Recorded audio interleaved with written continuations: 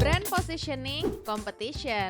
Utamanya, insight terkait dua hal inilah yang bakal lo dapetin dari episode Marketing Talks kali ini. Tapi, sebelum kita mulai, lo mesti tahu dulu kalau narasumber kita kali ini bukan sembarang marketer, guys. Soalnya, pengalaman karir marketingnya sendiri tuh betulan menarik banget. Jadi ya, kalau ada marketer yang dari awal karirnya cuma fokus di FMCG doang atau di agency doang, nah, narasumber kita ini udah nyobain beragam industri, mulai dari media sampai ke fintech. Makanya gue jamin insight yang bakal lo dapetin juga gak bakal kaleng-kaleng sih. Dari dulu gue selalu berprinsipnya adalah setiap gue bekerja gue harus tahu positioning gue di mana dan positioning brand gue mau di mana. Oke, ada positioning ya keywordnya. Yes. Nah, poin besarnya adalah si positioning ini cuman ngebantu sampai dia ngejejak, dia mengakar dan kuat di sana. Tapi kan bukan berarti kompetisinya jadi gampang.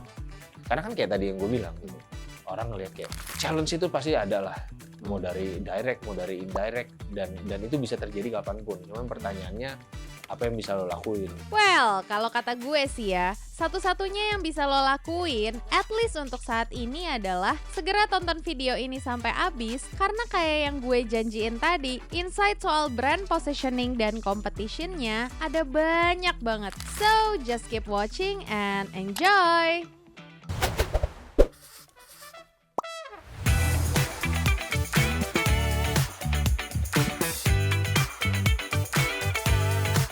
Hai guys, kita ketemu lagi di Marketing Talks dan kali ini gue udah ditemenin sama Mas Budi Ulia, seorang marketing profesional dengan sederet pengalaman yang gak cuma banyak, tapi juga berasal dari berbagai industri atau bidang.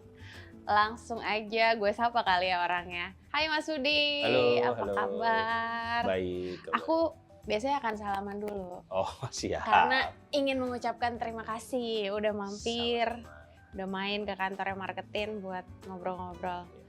Anyway Mas, mungkin aku pengen kepo soal ini sih. Tadi kan aku udah mention ya, kayak Mas Budi tuh udah pernah kerja di beberapa bidang lah yang berbeda-beda. Boleh di-mention dulu nggak Mas, bidangnya apa aja? Bidangnya, jadi sebelum yang pekerjaan-pekerjaan ini, bidang pertama musik. Oh, Jadi sempat ngeband dulu lah, 2 tahunan gitu, setelah lulus ya. Terus habis itu mulai masuk ke dunia kerja, bidang pertama yang dikerjain itu bidangnya sales, tapi untuk perusahaannya itu lebih ke media.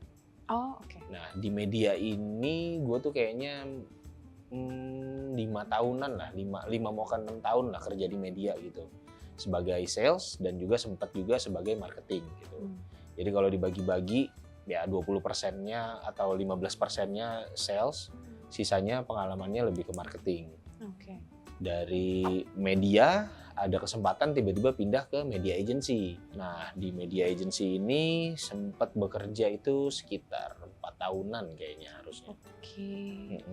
Nah, setelah dari sana mulailah petualangan di beberapa perusahaan-perusahaan atau di brandnya lah gitu. Jadi pas ke brand itu yang pertama sempat mencicipi OTA gitu, online travel agent lah di salah satu OTA yang ada di Indonesia.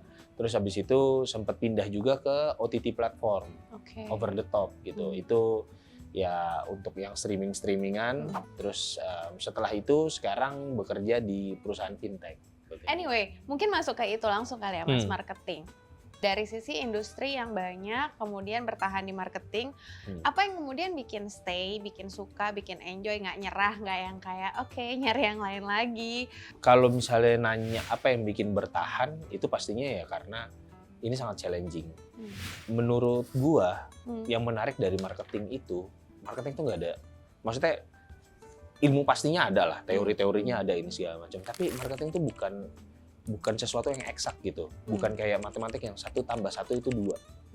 Banyak faktornya, banyak hal-hal yang harus dilakuin segala macam, dan kita nggak bisa bilang bahwa kalau lo ngikutin teori A lo pasti berhasil. Sesimpel ini deh, misalnya kayak kan banyak, wah ini bagus banget nih, viral, keren banget nih iklannya, ini segala macam. Kita membedah itu iklan atau membedah strategi kampanyenya si brand itu, terus kita terapin ke brand kita, itu belum tentu sama hasilnya. Nah, itu yang bikin gue tuh jadi selalu semangat karena menurut gue karena ini nggak ada yang pasti, yang kita lakuin apapun itu nggak ada yang salah. Oke. Jadi makanya gue selalu bilang apapun yang kita lakuin, campaign apapun atau apapun yang kita mau coba tes gitu, itu nggak ada yang salah. Yang ada adalah fase learning sama fase ya udah gitu evaluasinya gitu. Setelah evaluasi pasti ada aja nanti yang sukses, ada yang biasa aja, ada yang flop lah bisa dibilangnya gitu. Tapi itu nggak salah. Itu makin menunjukkan bahwa kayak oh berarti emang kalau gue ngincar audiens ini dengan positioning brand gue yang ini nggak boleh gue lakuin. Oke. Dan itu yang menurut gue jadi ini pembelajarannya nggak akan pernah berhenti gitu. Jadi gue nggak pernah ngerasa bahwa gue udah hatam marketing, lo mau nanya apa aja silahkan gitu. Nggak ada. Karena ini terus evolve, terus ada hal-hal baru yang dipelajarin segala macam. Not to mention channelnya pun juga makin berkembang gitu kan. Dan cara promosi atau strategi promosinya jadi makin banyak. Lagi-lagi lo nggak bisa bilang ini salah itu benar. Dari dulu gue selalu berprinsipnya adalah setiap gue bekerja gue harus tahu positioning gue di mana dan positioning brand gue mau di mana. Oke, ada positioning ya keywordnya. Yes.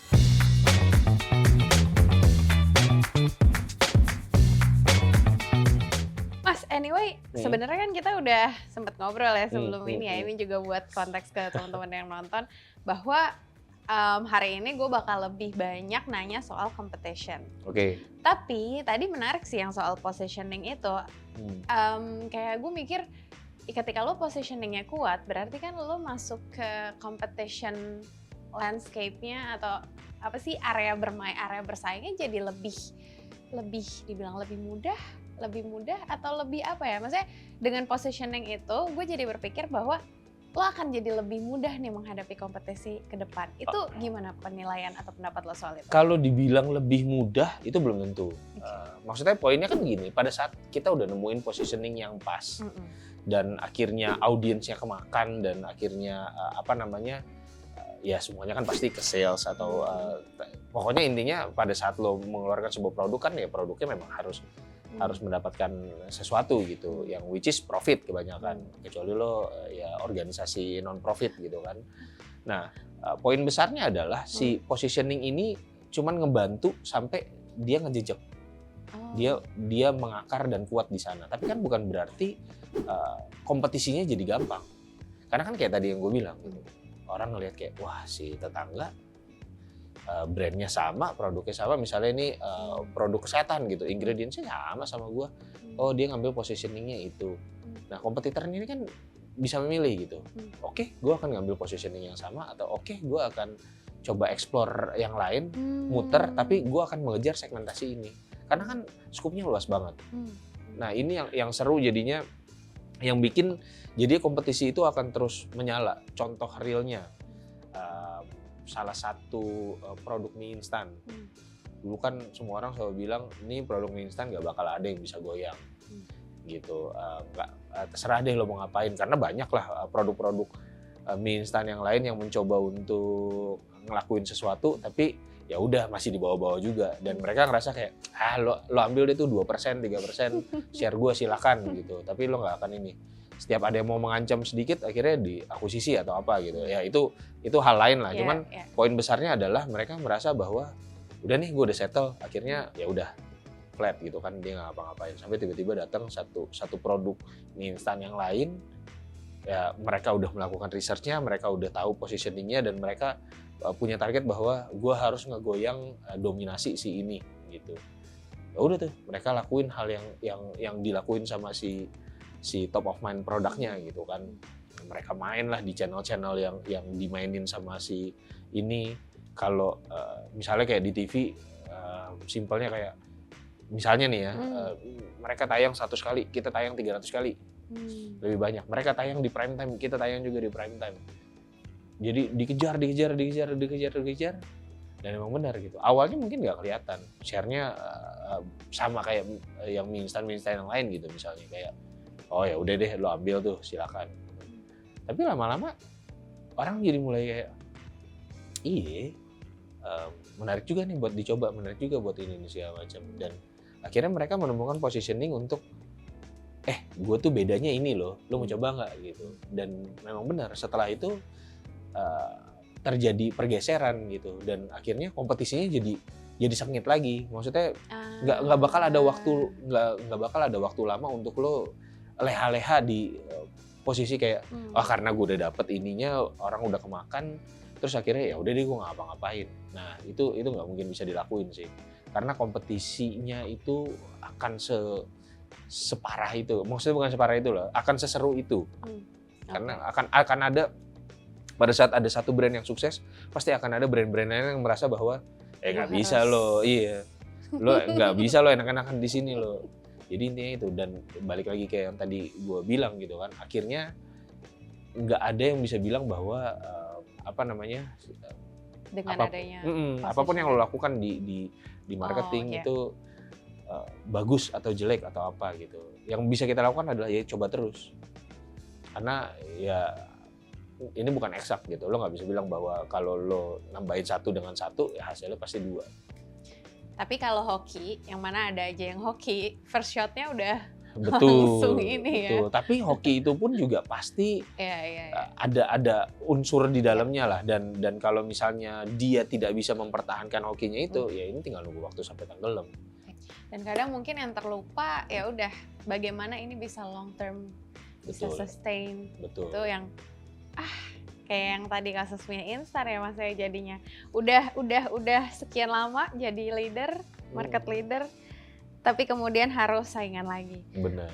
Nah, terus balik sedikit soal kompetisi ya Mas, maksudnya dengan marketing landscape yang sedinamis ini, terus ada digital juga, tapi kayaknya sekarang nggak bisa cuma ngomongin digital karena orang udah balik ke offline lagi, ya nggak sih? Yang mau aku tanyakan mungkin lebih ke arah ini kali ya. Kita tuh akhirnya bisa terus keep up with the trend, kita bisa mengupdate competitive landscape kita, menganalisis, oke, sebelumnya gue ada di sini, sekarang gue ada di sini, dulu kompetisinya kayak gini, sekarang kompetisinya kayak gini. Apa sih prinsip-prinsip penting yang harus dipahami untuk melakukan itu? Balik lagi sih, sebenarnya menurut gue yang paling utama itu adalah di brand positioningnya itu sendiri. Balik ke situ ya? Iya, karena kan kita harus tahu dulu gitu, lu memposisikan diri kayak gimana, dan dengan perkembangannya si produk ini mau kayak gimana nih. Karena kan misalnya produk-produk FMCG gitu kan, produk FMCG adanya di retail, di store, di ya modern trade dan lain-lain gitu kan. Nah pertanyaannya, itunya udah oke, terus abis itu mau dikembangin juga nggak di online-nya, mau diinin juga nggak ke sana gitu. Nah kalau misalnya keputusannya adalah iya kita mau kembangin juga gitu, karena ternyata dari data yang beli itu range umurnya segini, sedangkan kita pengen juga ada masuk dari range umur yang lain, dan itu bisa dapatnya di channel yang lain. Berarti kan positioningnya harus kita ubah nih, atau komunikasinya kita bikin jadi 2. Ada yang untuk ini, ada yang untuk segmen ini, ada yang untuk segmen ini gitu. Nah dimulai dari sana, baru habis itu kan kita bisa menentukan gitu, strategi apa yang cocok, apa aja yang harus kita lakuin gitu, measurement apa yang kira-kira kita butuhin, dan gimana kita bisa bilang bahwa ya itu tadi gitu kan, berhasil atau enggak. Ya balik lagi, matrix yang matters itu apa kita dapetin, terus habis itu kita ukur. Tapi prinsip awalnya menurut gua pribadi itu adalah ya lu memposisikan dirinya sebagai apa dulu nih. Karena kalau itunya belum jelas dan itunya belum disepakatin, karena kadang-kadang gini, itunya jelas, positioningnya jelas, tapi nggak sepakat. Nggak sepakat tuh artinya tim produknya mikirnya apa, tim salesnya mikirnya apa, tim marketingnya mikirnya apa. Ya berarti kan nggak ada kesepakatan kan. Dan kalau kayak gitu hasilnya itu bakal ya bisa jadi akan jelek. Mungkin berhasil lah, ya kita nggak pernah tahu lagi-lagi gitu kan. Tapi kemungkinan besar itu akan jelek, karena kan sebuah produk itu bisa survive kalau misalnya semuanya itu bisa bekerja bersama-sama, bukan bekerja seininya mereka. Karena kan kadang-kadang ada yang divisi gue divisi produk, ya udah gue ngurusin produknya aja, terserah lo deh mau marketingnya kayak gimana gitu. Dan kadang-kadang misalnya nih, ini di sebuah tech company, produknya tiba-tiba ada update, menurut mereka itu update yang biasa, tapi ternyata buat tim marketing, lah kenapa nggak dikasih tahu? Itu kalau dikasih tahu bisa kita iniin loh. Lah gue nggak tahu, itu kan update biasa doang gitu. Nah hal-hal kayak gitu tuh harus dikomunikasiin. Tapi balik lagi ya itu bermulanya ya ke positioningnya dulu. Lo mau positioningnya di mana? Dari situ kan semua orang ya udah sepakat ya. Ini positioning yang mau kita coba ambil. Yuk kita coba pisah badan dulu semuanya. Kita pikirin dari sisi produk mau ngapain, dari sisi marketing mau ngapain, dari sisi ya tim-tim yang lain mau ngapain. Kita rembukin lagi. Ya udah akhirnya kita bisa bikin communication plan-nya. Kita bisa bikin secara strategi produk ini mau dibawanya kemana dan lain-lain. Oke, Mas, mungkin aku mau follow up questionnya ada 2 nih. Oke. Yang pertama tuh, aku khawatir kalau aku nanya lagi ntar jawabannya ke brand positioning lagi, karena Iya, kayaknya iya. emang ke situ Iya, nih. iya. Iya, soalnya itu bener-bener yang itunya banget. Core-nya banget Core-nya kan. banget. Makanya, karena itu adalah core, mungkin pertanyaanku berikutnya adalah sedikit ke arah challenge kali ya, Oke. biar teman-teman yang nonton juga dapat bayangan gitu, ada contoh konkretnya lah. Boleh. Anggaplah gini Mas, ini aku challenge dikit ya. Ah. Anggaplah ada orang yang ngejalanin fashion brand. Dan as Oke. we know, fashion brand tuh udah kayak, nggak usah fashion deh, fashion skincare. Banyak banget, banjir banget gitu. Anggaplah dia brand baru.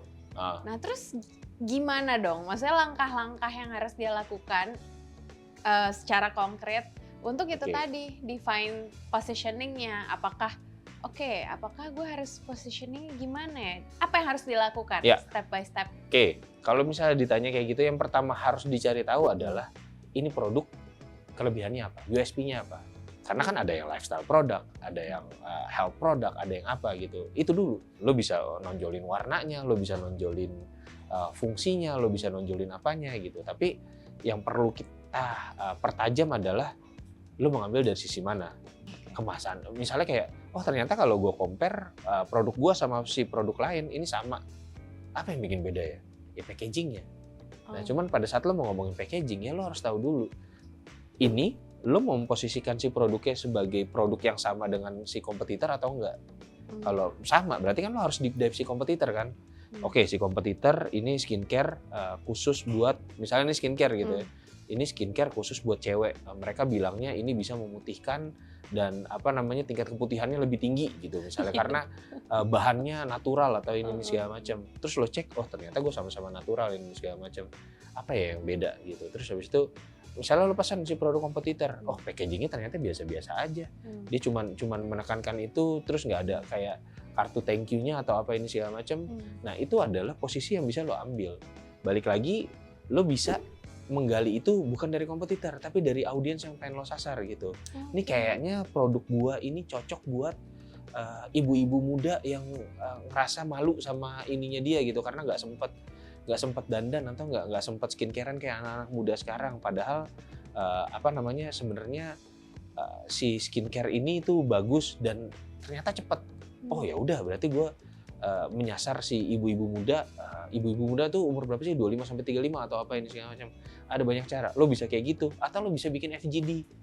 Lo bisa ngegrupin gitu kan. Ada gue undang si umur 15 sampai 20 tahun, ada yang umur 21 sampai 25 atau berapa sampai yang berapa gitu kan. Terus habis itu lo kasih produknya, lo bikin testing atau apa. Lagi-lagi banyak cara yang bisa dilakuin, cuman yang pertama harus dilakukan adalah mencari tahu dulu nih. Lo mau si unique selling proposition-nya atau USP-nya itu lo mau taruh di mana?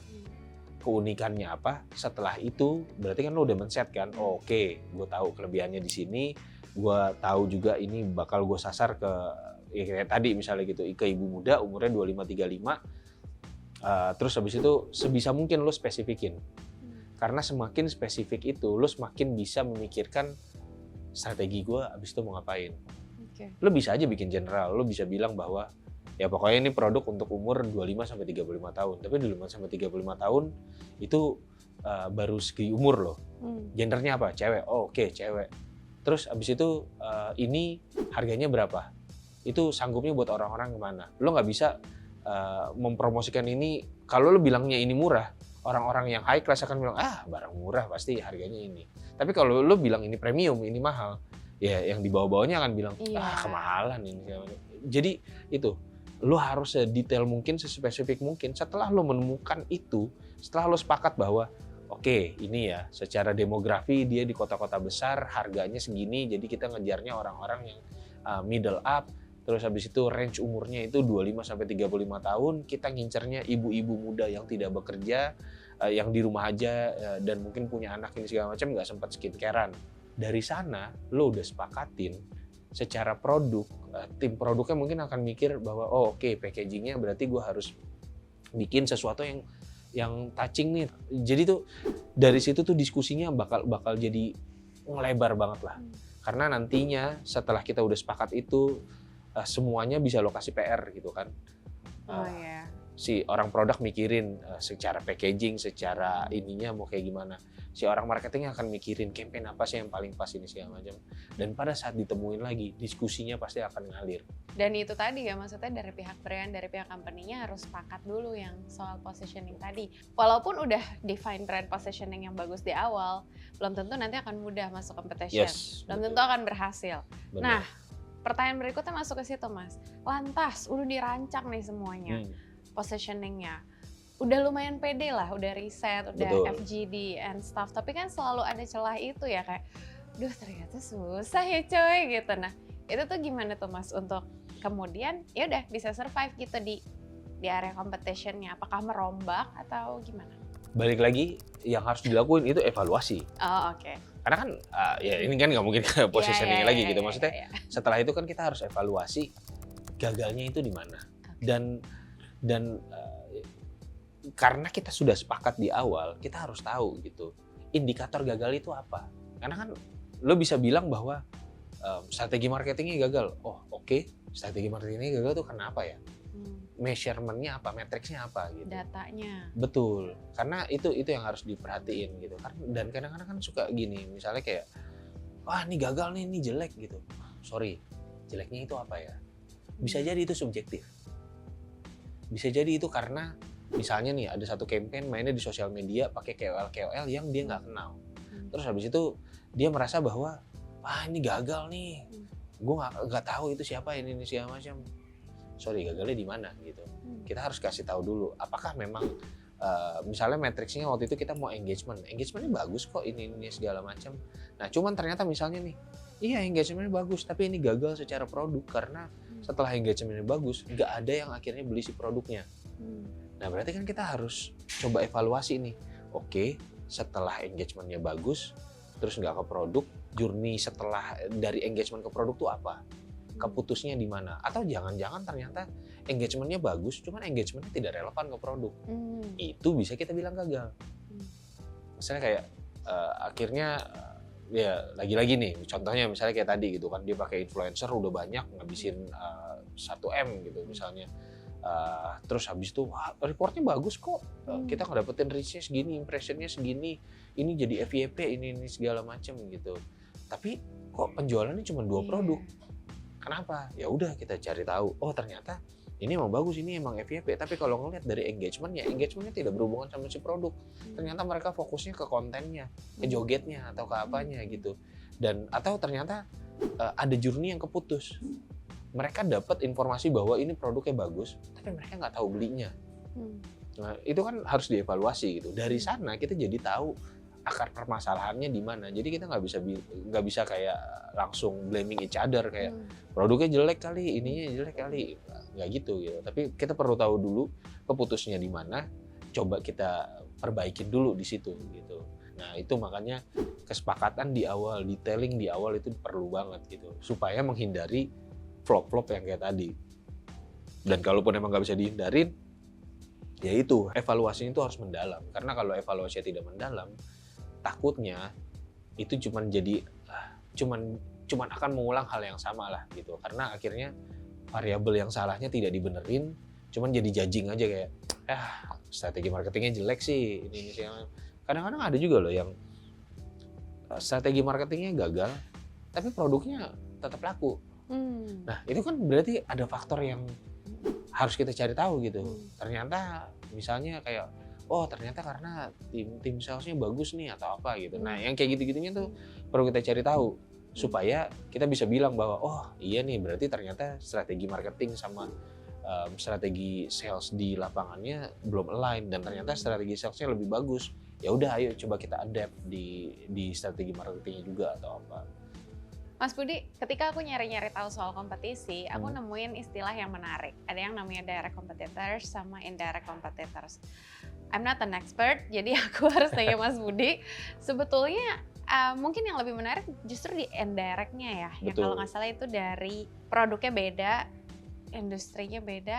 Sebenarnya lebih ke arah ya, kalau dia bukan direct competitor, sebenarnya mereka yang nggak apple to apple banget. Tapi ternyata mereka ngeganggu nih. Contoh, dia produknya mie instan nih, balik lagi yang tadi udah seperti kita bilang gitu kan. Oke, gila. Ternyata tren mie instan itu lagi nurun soalnya ada produk es krim. Oke. Dari kompetitor. Iya. Karena gitu. udah pasarnya kan tadi pasar mie instan doang nih. Iya. Tapi ternyata snacking orang itu bukan mie instan. Atau ternyata trennya lagi berubah, orang lagi mau hidup sehat. Nah, itu kan mengganggu si mie instan ini gitu. Yang mengganggu si mie instan ini ternyata adalah snack bar yang kesehatan gitu. Karena kayak daripada lo makan mie, lo mendingan makan ini gitu. Terus itu wah gawat nih. Mereka kan berarti harus mencari positioning untuk meyakinkan bahwa pertanyaannya adalah lo mau ngapain? Mau lo lawan, mau lo sanggah, atau mau lo ini. Nah, itu balik lagi ke positioning. Lo harus melihat perkembangan trennya itu seperti apa gitu. Sebenarnya cara muternya adalah dibandingin lo ikutan mengganggu lagi atau ngelawan lagi, kenapa nggak lo mencari ya itu gitu positioning lo yang misalnya instead of lo melawan bahwa kayak enggak kok makan mie instan itu sebenarnya bukan nggak sehat. Daripada lo capek memberikan klarifikasi, kenapa nggak lo muter terus habis itu lo cari lo kuatnya di mana, core lo itu di mana, lo kembangin lagi, sentuh lagi emosional, sentuh lagi buat ininya. Lagi-lagi maksudnya banyak banget lah yang bisa dilakuin. Lo bisa pakai emosional, lo bisa pakai itu jadi jokes. Jadi kayak gue hidup sehat ini segala macam, tapi gue tetap cheating makan mie gitu. Kayak gitu-gitunya ada banyak. Cuman balik ke apa yang lo mau lakuin sebagai sebuah brand nih. Dan untuk menghadapi si indirect competitor ini kita nggak bisa buru-buru sih. Dan menurut gua dari dulu sampai sekarang yang bisa dilakuin itu adalah trial and error.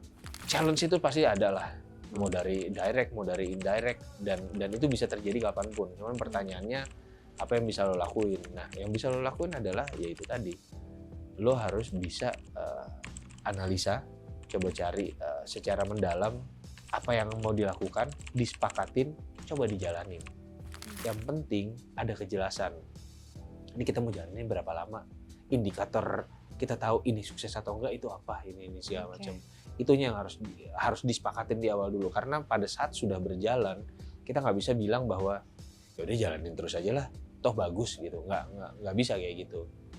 Dan lo nggak bisa bilang itu bagus atau jelek kalau udah belum disepakati di awal indikatornya. Iya, karena ini bisa sangat subjektif banget. Lo bisa bilang kayak, ih bagus banget iklan yang itu menyentuh gitu ini. Tapi gue diomongin. Gue bisa bilang kayak, enggak, biasa aja, lebay malah menurut gue. Itu kan kontradiktif kan kita berdua. Tapi kalau datanya bilang bahwa dari campaign ini kita nge-touch 10 juta orang, terus habis itu engagementnya naik, dan habis itu secara produk pun market share-nya juga balik lagi seperti semula, itu berarti bagus. Dan kalau misalnya gue bilang itu jelek, oh berarti gue yang salah gitu. Atau oh berarti ini bukan taste-nya gue, tapi seenggaknya untuk si produk ini sesuai. Dan itu pun juga jadi pertanyaan, mau dilanjutin lagi kah dengan menggunakan metode yang sama, atau mau coba cari metode baru ini segala macam. Itu harus disepakatin di awal. Karena kalau nggak sepakat ya lagi-lagi nanti tim di lapangannya masih ngejalan itu, marketingnya ternyata udah komunikasiin yang lain atau apa. Mas, kalau ngomongin kompetisi nih masih ya, suka nemu ini nggak sih cerita-cerita yang, bukan nemu sih, pernah ngalamin cerita-cerita yang mungkin worth untuk di-share nggak sih? Banyak ya aspeknya di bayanganku nih, mungkin Mas Budi bisa cerita soal, mungkin pernah ngalamin kompetisi yang nggak fair sama, I don't know, klien atau apa gitu, sama yang rebutan market. Atau mungkin cerita-cerita itu tadi tuh, gila ya udah setahun jalan, ternyata kita belum berhasil juga ya mencapai objektif kita. Ada cerita menarik 1-2 yang bisa di-share nggak soal kompetisi?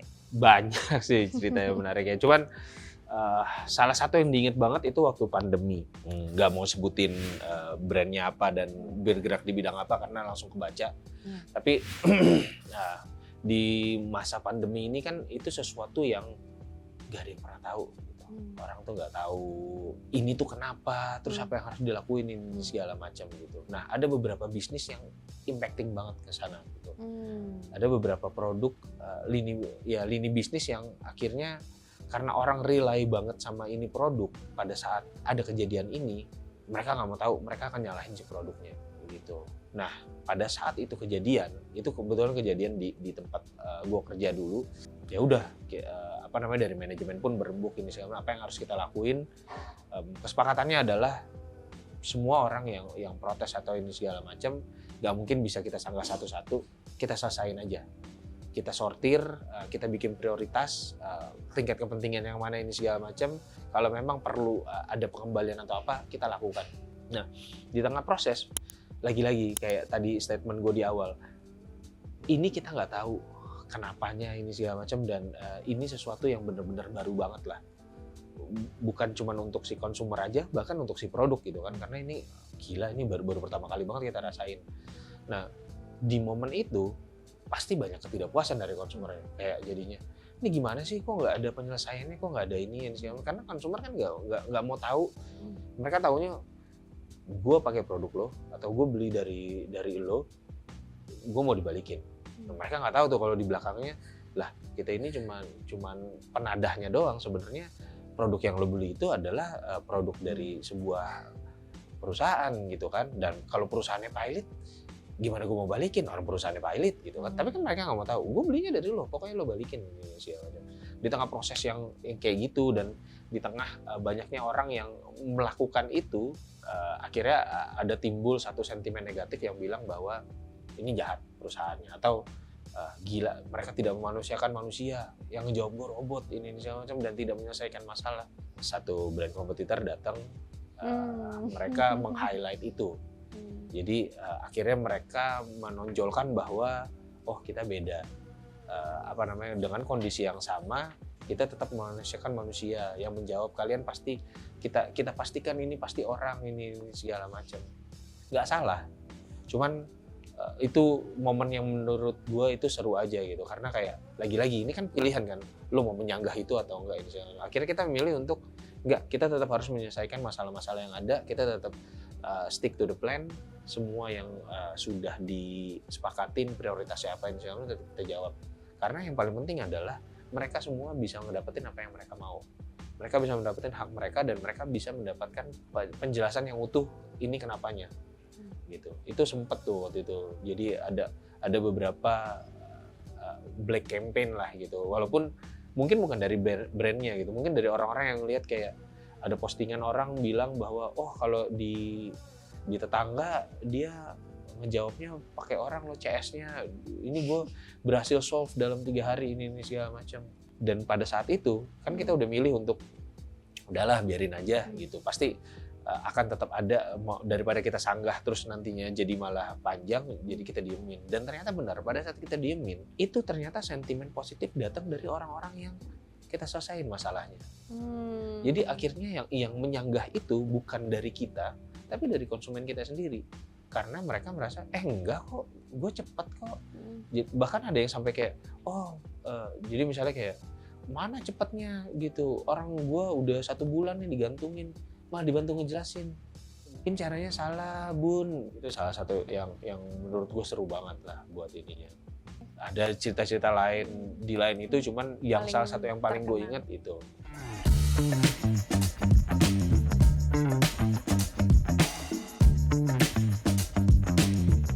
Anyway, Mas Budi, sedikit ngomongin tren atau prediksi, jadi cenayang dikit gitu ya. Ini kan kita udah ngobrolin dari tadi tren marketing atau dinamika di marketing tuh dinamis, nggak ada benar, nggak ada salah. Kuncinya ada di positioning. Tapi apakah itu cukup untuk menjawab tren apapun yang ada nantinya, yang kita juga wah susah nih. Aku nggak yakin zaman dulu udah ada tuh yang ngebayangin kemunculan ChatGPT. Mungkin ada 1-2, tapi kayak mungkin ada yang enggak gitu. Atau affiliate marketing mechanism dan lain-lain. Jadi pertanyaanku ada di seputar itu kali ya. Bagaimana kemudian prediksi Mas Budi terkait tren ke depan, dan ya udah apa nih yang si brand marketers perlu siapkan untuk mengantisipasi itu? Apakah cukup dengan positioning yang kuat sedari awal atau apa? Kalau dari saya pribadi ya ngelihatnya, kayaknya yang paling banyak itu perkembangannya nanti emang pasti akan ke digital. Dan mungkin nanti yang menariknya adalah akhirnya nanti boundaries antara digital dan offline itu akan makin seamless. Menurut saya itu akan ke sana gitu, karena kan nggak semua produk adanya di dalam si handphone atau laptop atau apapun gitu kan. Tapi yang jelas penggunaan AI-nya itu kalau untuk sekarang kan baru sebatas ngebantu di sana gitu, mengkalkulasi data atau apa, mempermudah proses-proses secara online ini segala macam. Tapi bisa jadi itu nanti akan diterapkan di offline juga dan akan makin seamless lah. Itu prediksinya. Dan kalau misalnya ditanya gimana kita menanggapinya, ya menurut gue pribadi ya dari dulu gue itu selalu open untuk apapun. Jadi lu jangan bergantung sama si channelnya atau mediumnya. Tapi bergantung sama ya basisnya apa nih.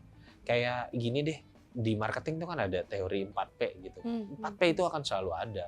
Ini cuma berbeda wadahnya aja. Kalau dulu produk itu cuma ada produk-produk yang jelas terlihat, sekarang ada produk-produk yang tidak terlihat gitu. Maksudnya tidak langsung dipegang, tapi itu tetap ada di dalam sebuah software gitu kan. Entah itu bentuknya software, entah itu bentuknya aplikasi atau apa ini segala macam. Si teorinya itu akan tetap ada. Si produknya mungkin bisa berubah-ubah. Nah, pertanyaan besarnya ya itu tadi. Maksudnya kalau misalnya kayak dibalikin lagi apa yang harus dilakuin, selama kita masih mau membuka diri dan selalu belajar dan tidak pernah merasa bahwa udahlah gue yang paling jago atau gue yang paling benar ini segala macam. Jadi selama lo harus membuka diri dan mau belajar, itu harusnya lo akan menemukan celah di mana lo bisa survive di antara gempuran nanti teknologi-teknologi lain yang tiba-tiba akan muncul. Luar biasa. Itu kayaknya harusnya jadi closing statement. Apa? Sayangnya saya masih punya satu nanti pertanyaan diulang terakhir. lagi, dipindah. Nah, itu oke. Mungkin langsung ke pertanyaan terakhir ya, Mas. Pengen nanya soal ini kali ya, kan udah 12 tahun di marketing. Dan tadi kayaknya kalau yang aku tangkap benang merah of everything adalah si brand positioning. Tapi mungkin di luar itu, apa sih Mas mungkin nasihat-nasihat sebagai senior yang bisa diberikan ke orang-orang yang mungkin sekarang lagi berkarir di bidang marketing gitu, dari brand ataupun yang mungkin dari bisnisnya sendiri yang ya dia sebagai foundernya misalnya. Apa sih nasihat yang bisa Mas Budi share berangkat dari 12 tahun pengalaman itu tadi? Banyak sebenarnya yang bisa di-share, cuman yang pertama banget yang selalu gue jadiin prinsip itu adalah lo harus fokus ke diri lo sendiri dulu. Artiannya adalah semua hal bisa berkembang, semua hal lo bisa kerja dimanapun, lo bisa menjadi apapun, tapi investasi paling penting itu diri lo. Karena ya kayak tadi cerita gue gitu kan, gue nggak pernah tahu akhirnya gue ada di mana ini segala macam. Jadi yang harus gue investasikan itu adalah diri gue sendiri dulu nih. Artiannya gue harus terus belajar, gue harus terus adapt, gue harus terus cari sesuatu untuk gue gue asah dan gue perbaikin. Karena ya namanya hidup kan pasti ada naik turunnya, ada challenge-nya, dan ini berlaku di semua lini gitu, gak cuma pekerjaan doang gitu kan. Kadang pekerjaan lagi bagus, tiba-tiba ada masalah di keluarga atau ada masalah di mana gitu, kita nggak pernah tahu. Tapi yang paling pentingnya yang perlu kita investasiin itu adalah di diri kita sendiri dulu. Yang pertama itu, dimulai dari situ, lu jadi ya jangan pantang menyerah, jangan pernah menyerah gitu sama keadaan. Karena kadang-kadang banyak banget momen dimana orang akan bilang, ngapain sih lu ngerjain kayak gini gitu. Lo anggaplah kayak gini deh, lo udah 5 tahun kerja, gue baru mulai kerja. Lo udah tahu apa yang lo kerjain, jadi lo bisa mengerjakan, misalnya satu pekerjaan yang sama, lo bisa mengerjakan itu selama 10 menit. Buat gue yang baru mungkin bisa 3 atau 4 jam. Tapi lama-lama itu keasah gitu. Jadi pada saat lo menemukan problem, pada saat lo menemukan tantangan, hadepin, jalanin, dan jangan nyerah. Kalaupun lo gagal atau lo dicap sebagai ini jelek banget atau ini, itu pelajaran. Itu yang ngasah mental lo. Tapi kalau setelah itu akhirnya lo nyerah, udah deh, kayak gue emang nggak bisa ini segala macam, ya itu akan berhenti di situ. Tapi itu pilihan lagi-lagi. Gue bukan tipe orang yang akan maksa bahwa enggak, push lo pasti bisa, enggak. Itu pilihan. Toh gue pun karirnya ya gue sempat musik, terus gue akhirnya jadi sales, gue akhirnya jadi marketing gitu kan. Itu aja gue udah pindah-pindah gitu. Jadi gue nggak bisa bilang bahwa enggak, lo harus konsisten, harus ini segala macam. Cuman yang pertama itu dulu, lo harus mengenal diri lo, investasiin semua ke diri lo ini segala macam, pelajarin semua dan nggak nyerah sih. Karena kayak waktu di sales, semua orang bilang kalau lo bagus kok presentasinya buat Indonesia macam, tapi kok billing gue segitu-segitu aja ya, berarti kan ada yang salah gitu kan. Tapi gue tetap nyoba, dan sampai akhirnya solusinya adalah kenapa lo nggak pindah ke ini, terus gue pindah, oh ternyata gue lebih cocok di sini gitu. Ya itu kan jawaban juga gitu kan, tapi yang gue lakukan pada saat itu adalah gue nggak nyerah. Oke Mas, jadi itu basic banget ya teman-teman. Kita harus terus open, terus belajar, dan yang pastinya ya udah dicari terus aja tuh jawabannya untuk bisa adaptif sama perubahan. Again Mas Budi, itu udah pertanyaan terakhir dari aku. Siap. I think semuanya udah terbahas. Thank you so much buat waktunya. Biasanya aku akan salaman lagi karena aku doyan buat salaman. Anyway, sekian dulu guys Talks hari ini. Jangan lupa tonton video marketing lainnya dan tungguin Talks berikutnya. Kalau kepikiran nama yang mau diundang, silakan komen. Bye-bye.